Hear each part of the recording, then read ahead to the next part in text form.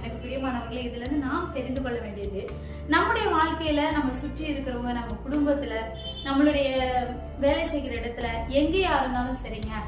நீங்க விசுவாசத்தோட அவங்களுக்காக ஏதோ ஒரு காரியத்துக்காக நீங்க ஜெபிப்பீங்க அப்படின்னா, உங்களுடைய ஜெபம் பிள்ளை இல்லாதவர்களுக்கு பிள்ளைகளை கொண்டு வரும், வீடு வாசல் இல்லாதவர்களுக்கு வீடு வாசலை ஏற்படுத்தும், திக்கற்றவர்களுக்கு உதவிகளை கொண்டு வரும். அதனால நீங்க பண்ண வேண்டியது, உன்னுடைய பாரத்தை நீ தான் சுமக்கணும், உன்னுடைய வலிக்கு நீ தான் சுமக்கணும், நீ மனம் திரும்பினாதான் கர்த்தர் உங்ககிட்ட பேசுவாரு அப்படிலாம் சொல்றதை விட்டுட்டு, உங்களுக்கு யாரு மேலேயாவது பாரம் இருக்குமே ஆனால், யாரு மேலேயாவது உண்மையா உங்களுக்கு அக்கறை இருந்துச்சுன்னா, நீங்க அவங்களுக்கு குறை சொல்றதை நிறுத்திட்டு நீங்க அவங்களுக்காக ஜெபிங்க. எப்படி ஈசாக்குடைய ஜெபத்தை கேட்டு கர்த்தர் ரெபெக்காவுடைய ஜெபத்தை கர்த்தர் திறந்து 2 பிள்ளைகளை கொடுத்தாரோ, அதே போல உங்களுடைய ஜெபத்தை கேட்டு உங்களுக்கு பிரியப்பட்டவர்களுக்கு கர்த்தர் பெரிய அற்புதங்களை அவரால் செய்ய முடியும்.